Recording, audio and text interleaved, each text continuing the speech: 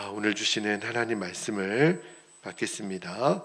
오늘은 사도행전 22장 22절부터 마지막 절 30절까지 받도록 하겠습니다. 한 절씩 말씀을 교독하고 마지막 절은 같이 읽겠습니다. 22절입니다.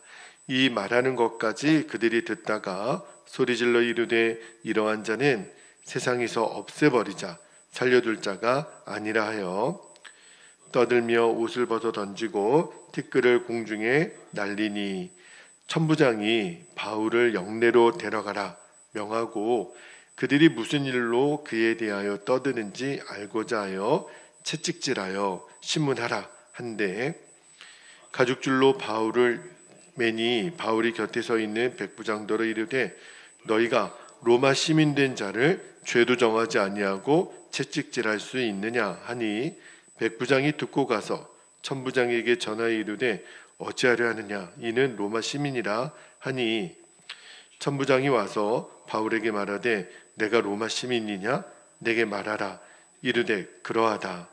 천부장이 대답하되 나는 돈을 많이 들여 이 시민권을 얻었노라. 바울이 이르되 나는 나면서부터라 하니 신문하려던 사람들이 곧 그에게서 물러가고 천부장도 그가 로마 시민인 줄 알고 또 그 결박한 것 때문에 두려워하니라. 이튿날 천부장은 30절 같이 읽겠습니다. 이튿날 천부장은 유대인들이 무슨 일로 그를 고발하는지 진상을 알고자 하여 그 결박을 풀고 명하여 제사장들과 온 공회를 모으고 바울을 데리고 내려가서 그들 앞에 세우니라. 아멘. 하나님 말씀입니다. 자, 이제 오늘 새벽에는 사도행전 22장을 이제 마무리하면서 여러분과 오늘 또 내일까지 시민권에 대한 말씀을 좀 나누려고 해요.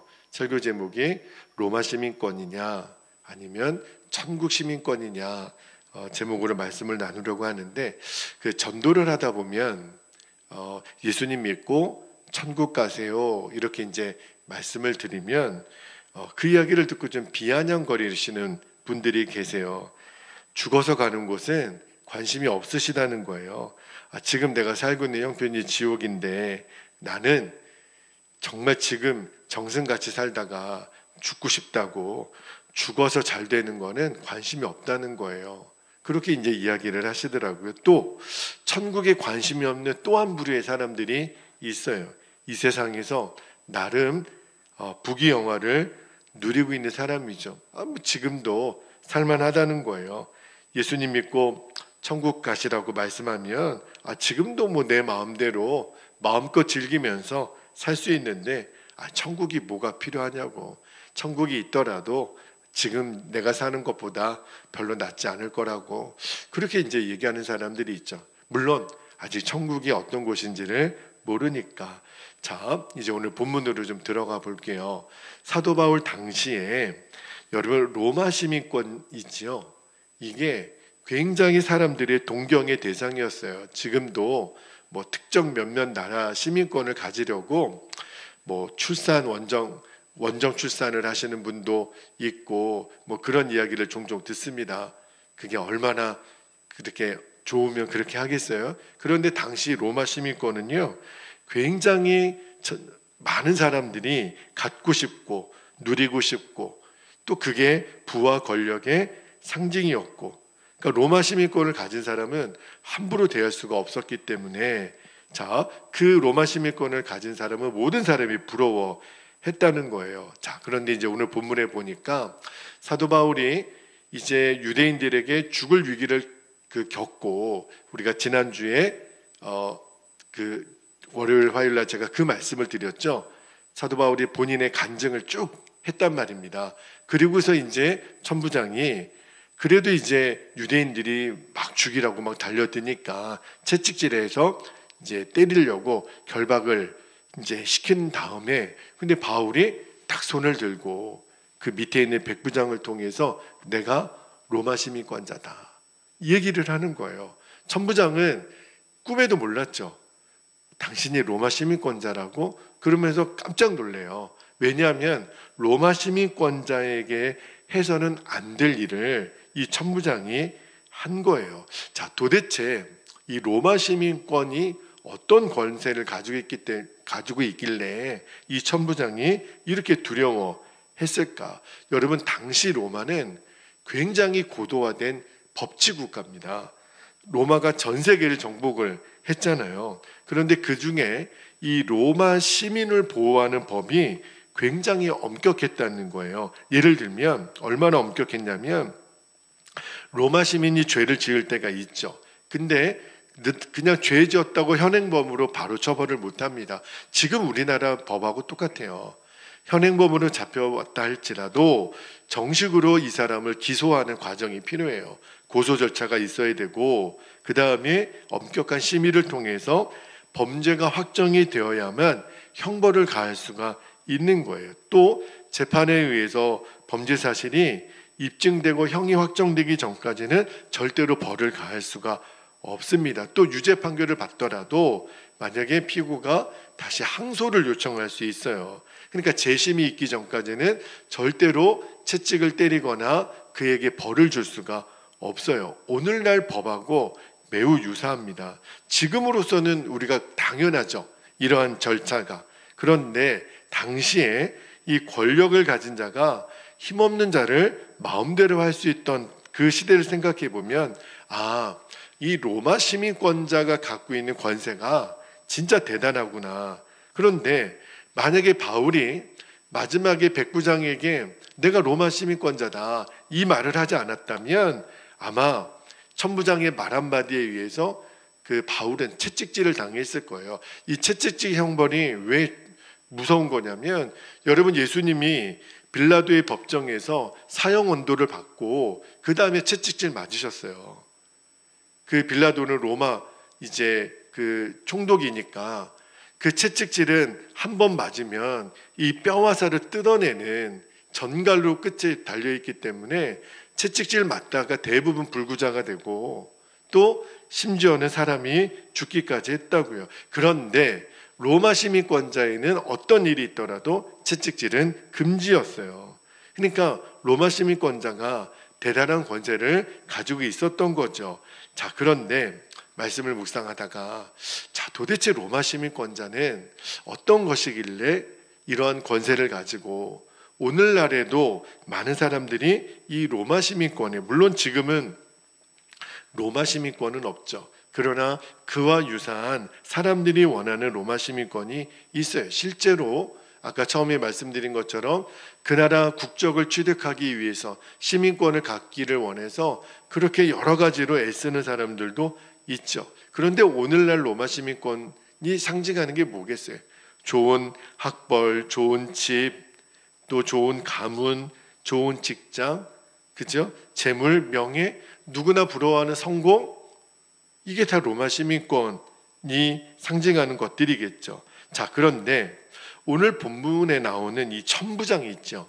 이 사람이 23장 26절에 가니까 그 사람의 이름이 나와요. 클라우디오 루시아라고 이름이 나오는데, 이 사람이 오늘 28절에 말하는 거 보니까 바울에게 당신이 로마 시민권자라고?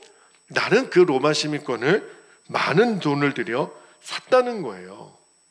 근데 이 사람 좀 이해가 안 되는 게, 이 사람은 로마 사람일 텐데 왜 굳이 로마 시민권을 샀을까? 그만큼 로마 시민권자가 된다는 게 어려운 일이었다라는 거예요. 자, 천부장이면 1000명의 부하를 거느리는 지휘관이잖아요. 로마 군대의 천부장이라면 얼마나 권세 있는 자리겠어요. 그런데도 많은 돈을 들여 시민권을 샀다.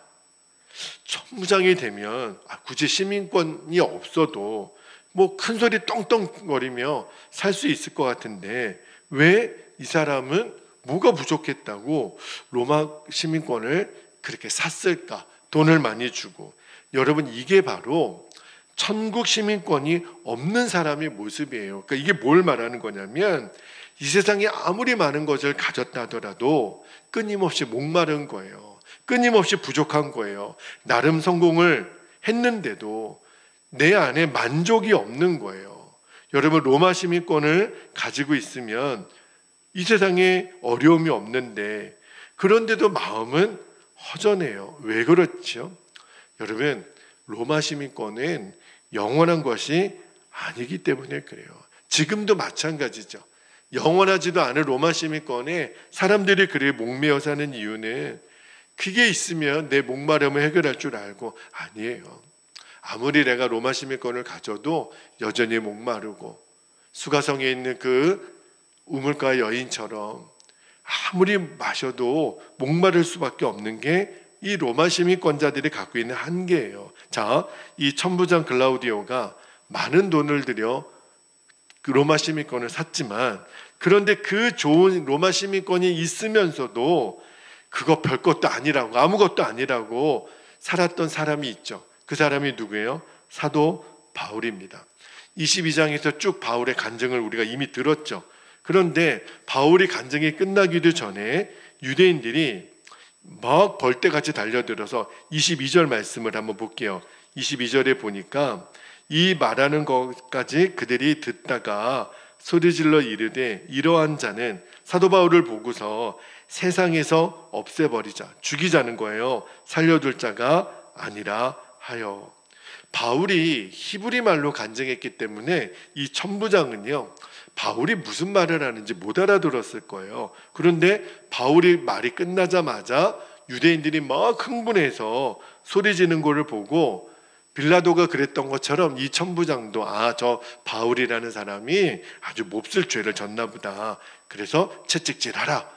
그러면 진짜 로마 시민권자가 아닌 사람들에게는 채찍질을 얼마든지 했으니까 그러다 죽어도 상관없다는 거죠. 자, 그런데 이렇게 그 밑에 있는 군인이 채찍질하려고 바울을 묶으니까 바울이 곁에 서 있는 백부장에게 드디어 말하는 거예요. 25절을 한번 볼게요. 25절에 보니까 너희가 로마 시민된 자를 죄도 정하지 아니하고 채찍질할 수 있느냐. 드디어 바울이 내가 로마 시민권자다, 이 이야기를 하는 거예요. 그러니까 죄도 짓지 않았는데, 근데 여러분 바울이 왜 이 이야기를 하냐면 내가 억울해서 이 이야기를 했을까, 아니면 채찍질 당하면 얼마나 고통스러울까를 알기 때문에 이제서야 내가 로마 시민권자인 거를 밝혔을까. 물론 그렇게 생각할 수도 있겠지만, 그런데 그것 때문에 바울이 지금 로마 시민권인